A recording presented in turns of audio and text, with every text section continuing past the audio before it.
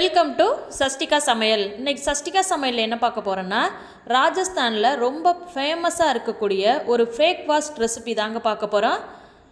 ராஜஸ்தானி ரவா பூரி எப்படி பண்ணுறதுன்னு வாங்க வீடியோக்குள்ளே போய் பார்க்கலாம். இப்போது ராஜஸ்தானி ரவா பூரி பண்ணுறதுக்கு ஒரு அரை கப் அளவு ரவையை ஆட் பண்ணி ஹாட் வாட்டரில் ஒரு 10 நிமிஷம் ஊற வச்சு எடுத்துக்கலாம். இப்போ 10 நிமிஷம் ஆயிடுச்சு. பாருங்கள், ரவா வந்து ஹாட் வாட்டரில் நல்லா ஊறி வந்துருச்சு. இது கூட ஒரு கப் கோதுமை மாவை ஆட் பண்ணிக்கலாம். இப்போ இது கூட வேக வச்சு எடுத்துருக்கிற உருளைக்கிழங்கு ஆட் பண்ணிக்கலாம். இது கூட கொஞ்சமாக சீரகத்தூள் ஆட் பண்ணிக்கலாம், கொஞ்சமாக சில்லி பவுடர். இப்போ இது கூடவே பொடியாக நறுக்கி எடுத்து வச்சுருக்க கொத்தமல்லி ஆட் பண்ணி இதை நல்லா பிணைச்சி விட்டுக்கலாம்.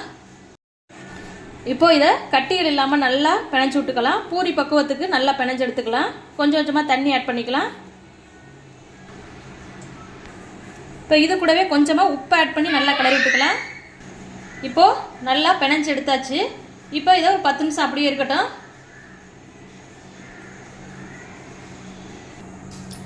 பத்து நிமிஷம் ஆயிடுச்சு. இப்போ இந்த மாவு எல்லாத்தையும் பால் ஷேப்பில் உருட்டி எடுத்துக்கலாம். எல்லா மாவையும் பால் ஷேப்பில் உருட்டி எடுத்தாச்சு. இப்போ இதை பூரி கட்டையில் வெடிப்புகள் இல்லாமல் தேய்ச்சி எடுத்துக்கலாம்.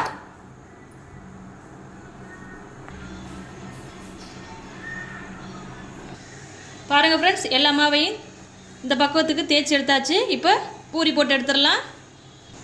இப்போ கடாயை சூடு பண்ணிவிட்டு ஆயில் விட்டுக்கலாம். இப்போ எண்ணெய் சூடாயிடுச்சு. இது கூட தேய்ச்சி எடுத்து வச்சுருக்கிற மாவை இது கூட ஆட் பண்ணிக்கலாம். பாருங்கள், மாவில் எண்ணெய் படுற அளவுக்கு நல்லா கிளறி விட்டுக்கலாம். பாருங்கள் எவ்வளோ புஷ்ஷுன்னு வருதுன்னு. இப்போ இதை திருப்பி போட்டுக்கலாம். பாருங்கள் ஃப்ரெண்ட்ஸ், நமக்கு சூப்பரான ராஜஸ்தானி ரவா பூரி எவ்வளோ அழகாக அருமையாக வந்திருக்குன்னு பாருங்கள். இதே மாதிரி எல்லா மாவையும் போட்டு எடுத்துக்கலாம்.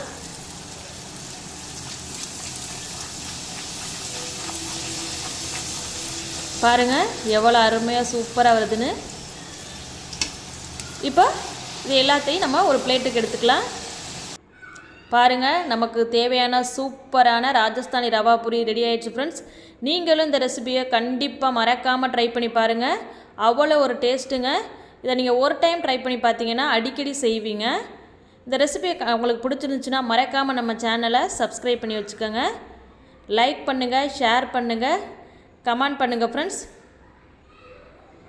இதை குழந்தைங்களுக்கெல்லாம் செஞ்சு கொடுத்தீங்கன்னா நல்லா விரும்பி சாப்பிடுவாங்க. மறக்காமல் இந்த ரெசிபியை ட்ரை பண்ணி பார்த்துட்டு டேஸ்ட் எப்படி வந்துச்சுன்னு கமெண்டில் சொல்லுங்கள் ஃப்ரெண்ட்ஸ். தேங்க்யூ.